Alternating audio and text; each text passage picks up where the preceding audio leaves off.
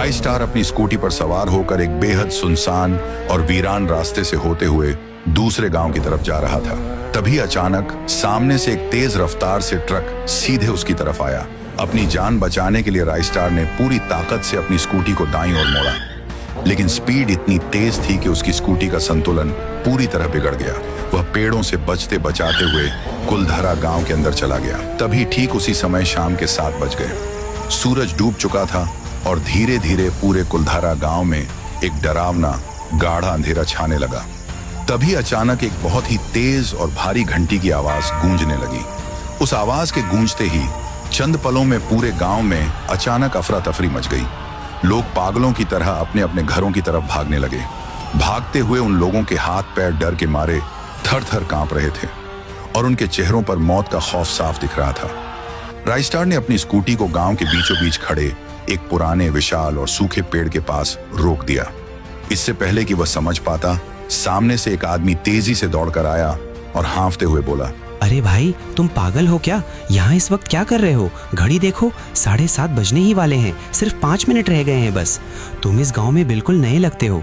मेरी बात मानो, अपनी स्कूटी को यहीं छोड़ो और जल्दी से मेरे साथ मेरे घर के अंदर चलो, वरना वो आ जाएगी। राइस स्टार स्कूटी से उतरकर बड़े गुस्से में भड़कते हुए बोला, अरे चुप रहो यार, क्या कब से डराने वाली बातें किए जा रहे हो? कौन आ जाएगी? मैं कोई छोटा बच्चा थोड़ी हूँ जो तुम्हारी इन फालतू बातों से डर जाऊंगा। आदमी ने कहा, अरे भाई, मैं तुम्हें सब कुछ सच सच बता दूंगा, लेकिन अगर तुम्हें अपनी जान प्यारी है तो बहस मत करो, चुपचाप मेरे साथ अंदर चलो। उसका डर देखकर राइस स्टार ने बिना कोई नखरा किए उस आदमी की बात मानी और दोनों जल्दी जल्दी दौड़कर एक पुराने घर के अंदर चले गए। खिड़की के पास खड़े होकर राइस स्टार ने पूछा, अरे भाई, अब तो बंद दरवाजे के पीछे आ गए हैं। अब तो बता दूं यहाँ पर क्या हो रहा है। तुम मुझे ठीक 7:30 बजे से पहले इस अंधेरे घर में क्यों खींच लाए? और वो अजीब सी घंटी क्यों बज रही थी? आदमी ने कांपते हुए कहा, अरे भाई, इस गांव का खौफनाक सच जानकर तुम्हारे रोंगटे खड़े हो जाएंगे।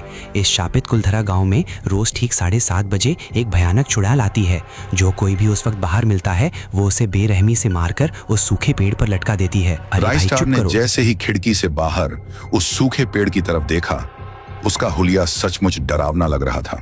और तभी अचानक उस सूखे पेड़ से एक बेहद भयानक डरावनी चुड़ैल प्रकट हुई। उसका हुलिया पूरी तरह खराब था। चेहरा एकदम सफेद, आंखें धंसी हुई और मुंह से गाढ़ा इंसानी खून लथपथ था। वह चुड़ैल सीधे उस घर की खिड़की के पास आई और मीठी आवाज में कहा, राइस स्टार, ओ राइस स्टार, जरा बाहर आओ ना बाबू। मैं तो तुम्हारी बहन जैसी हूँ, मुझसे इतना क्यों डर रहे हो? आओ ना बाहर, हम दोनों एक साथ मिलकर खेलेंगे, ढेर सारी बातें करेंगे। आओ ना। यह सुनकर राइस स्टार ने हैरान होकर पूछा, अरे लेकिन एक मिनट, तुम्हें मेरा नाम कैसे पता? मैं तो इस गांव में पहली बार आया हूँ, तुमसे पहले कभी मिला भी नहीं। फिर तुम्हें कैसे पता मेरा नाम? बताओ मुझे। इसके मुंह मत लगो, ये एक बेहद खतरनाक और शातिर भूतनी है। इसके पास काली शक्तियां हैं। इसे इस गांव की सीमा में कदम रखने वाले हर इंसान का नाम पहले से ही पता चल जाता है। इसके जाल में मत फंसो। इतना कहते ही वह चुड़ैल अचानक से एक भयानक हंसी के साथ वहां से तेजी से पीछे हट गई। वह थोड़ी दूर पर मौजूद एक दूसरे सूखे पेड़ के पास जाकर रुक गई। यह सब देखकर राइस स्टार के रोंगटे खड़े हो गए।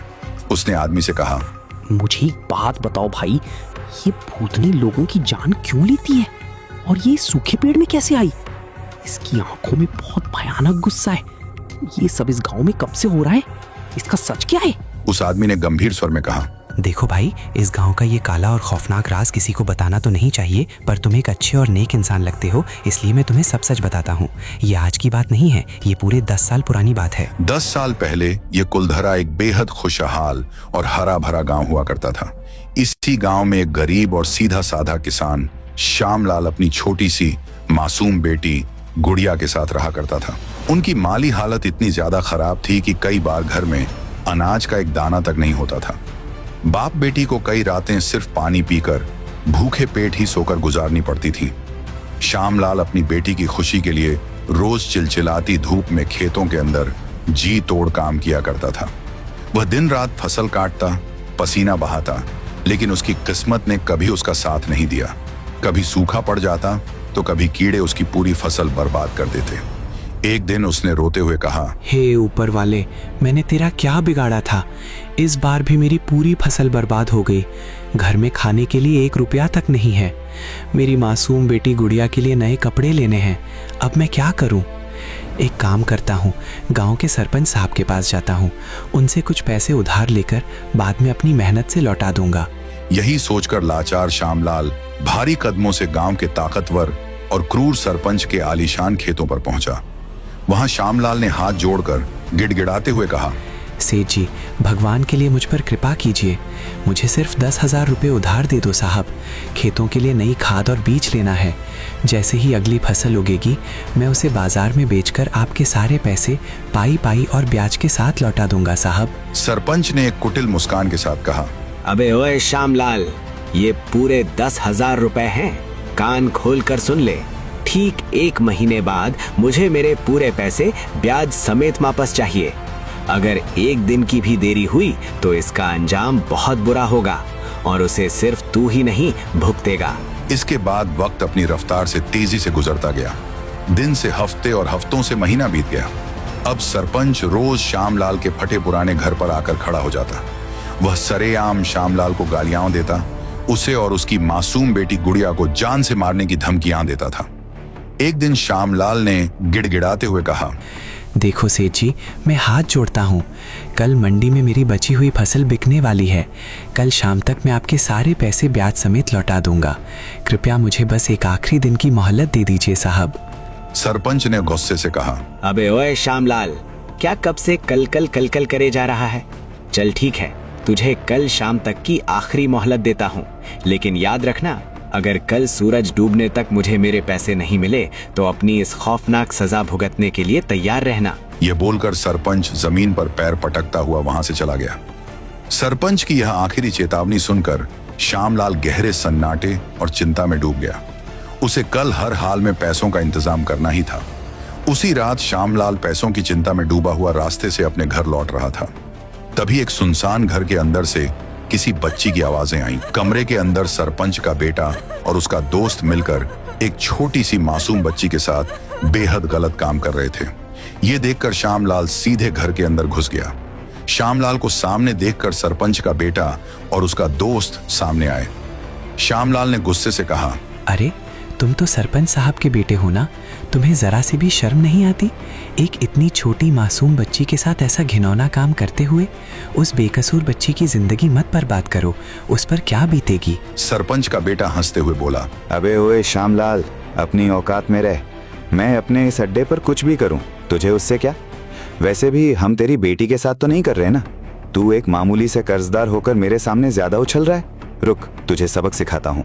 अगली ही सुबह पैसों का बदला और अपने बेटे के पाप को छुपाने के लिए सरपंच ने गांव के लोगों को इकट्ठा कर लिया और सरपंच ने झूठ बोलना शुरू किया। अरे ओए सुनो गांव वालों, इस नीच और धोखेबाज श्यामलाल ने 2 महीने पहले मुझसे 5 लाख रुपए का कर्जा लिया था। आज जब मेरे पैसे लौटाने का समय आया तो ये मुकर गया। ऐसे गद्दार के लिए इस कुलधरा गांव में सिर्फ एक ही न्याय होगा, सजाए मौत। बस इतना सुनना था कि सरपंच ने श्यामलाल को उसी विशाल सूखे पेड़ के पास उल्टा टांग दिया। तभी सरपंच ने उस धारदार चाकू से पहले तड़पते हुए श्यामलाल की चमड़ी को बेरहमी से उधेड़ दिया। अंत में उसने पूरी ताकत से श्यामलाल का सिर धड़ से अलग कर दिया। श्यामलाल तड़पता रहा, चीखता रहा। उस जालिम और क्रूर सरपंच की हैवानियत यही नहीं रुकी। उसने उसकी 12 साल की मासूम बेटी गुड़िया को एक गद्दार और कर्जदार की बेटी बोलकर बाल पकड़कर घसीटा और गांव से धक्के मारकर बाहर निकाल दिया। गुड़िया रोती रही, गिड़गिड़ाती रही, लेकिन सरपंच का दिल टस से मस नहीं हुआ। कड़कड़ाती धूप में भूखे पेट रोती हुई मासूम गुड़िया गांव के दूसरे लोगों के घरों के दरवाजों पर जाकर मदद मांगने लगी। माई जी, मेरी कुछ मदद कर दीजिए। मुझे 2 दिन से कुछ खाने को नहीं मिला। मुझे थोड़ा सा टुकड़ा दे दीजिए माई जी। और हाँ, उस जालिम सरपंच ने झूठी कहानी बनाकर मेरे बेकसूर पापा को मार डाला है माई जी। मेरे पापा चोर नहीं थे। ये सुनते ही औरत ने कहा, अबे ओए लड़की, चली जा यहां से।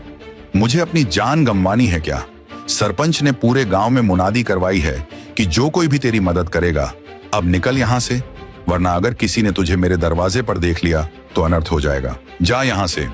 गुड़िया को वहां से खाली पेट सिर्फ निराशा हाथ लगी, लेकिन भूख से तड़पती उस बच्ची ने हार नहीं मानी।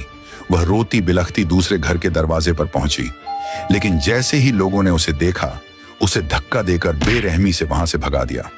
गुड़िया को पूरे कुलधारा गांव में किसी ने एक निवाला तक नहीं दिया। गुड़िया के मन को एक ऐसा गहरा सदमा लगा, वह एक ऊंचे ब्रिज के ऊपर आकर खड़ी हो गई। गुड़िया ने रोते और चिल्लाते हुए पूरे कुलधारा गांव को भयानक श्राप दिया। सब पापी हो, तुम सब कायर हो, तुम सब ने मिलकर मेरे सब कुछ, मेरे प्यारे पापा को मुझसे छीन लिया और उन्हें उस पेड़ पर बेरहमी से मार डाला। आज मैं इस पूरे कुलधारा गांव को श्राप देती हूं कि तुम में से कोई भी कभी सुखी नहीं रहेगा। इस अन्याय की सजा मैं खुद तुम सब से एक एक करके लूंगी। इतना कहते ही गुड़िया ने उस ऊंचे पुल से नीचे छलांग लगा दी और अपनी जान दे दी। मरने के बाद गुड़िया की तड़पती हुई आत्मा निकलकर सीधे उसी विशाल सूखे पेड़ के अंदर समा गई, जहां उसके पापा श्यामलाल को उल्टा टांग कर मारा गया था। और फिर आई वो खौफनाक अमावस्या की रात। उस काली रात को ठीक 7:30 बजे उस सूखे पेड़ से गुड़िया की आत्मा बाहर निकली। उसका चेहरा भयानक रूप से बिगड़ चुका था। वह चुड़ैल सीधे सरपंच के आलीशान हवेली की तरफ बढ़ी। सरपंच जान बचाकर भागने लगा, लेकिन गुड़िया ने सरपंच को दबोचकर पूरे गांव में बेरहमी से घसीटते हुए वापस उसी सूखे पेड़ के तने के अंदर धकेल दिया। अगली सुबह उस पेड़ की टहनियों पर सरपंच के हाथ, पैर और कटा हुआ सिर पत्तियों की तरह उगे हुए थे। यह खौफनाक मंजर देखकर पूरे गांव वालों के मन में मौत का ऐसा डर बैठ गया कि उसी दिन से सबने फैसला कर लिया कि शाम के ठीक 7:30 बजे के बाद कोई भी इंसान अपने घर से बाहर कदम नहीं रखेगा, वरना गुड़िया की वो प्यासी आत्मा उसे खींचकर अपने साथ उस खूनी पेड़ में ले जाएगी और पेड़ का हिस्सा बना देगी। ये सब सच सुनकर राइस्टार के पैरों तले से जमीन पूरी तरह खिसक गई। वह अनजाने में दुनिया की सबसे खतरनाक और शापित जगह कुलधारा गांव में फंस चुका था।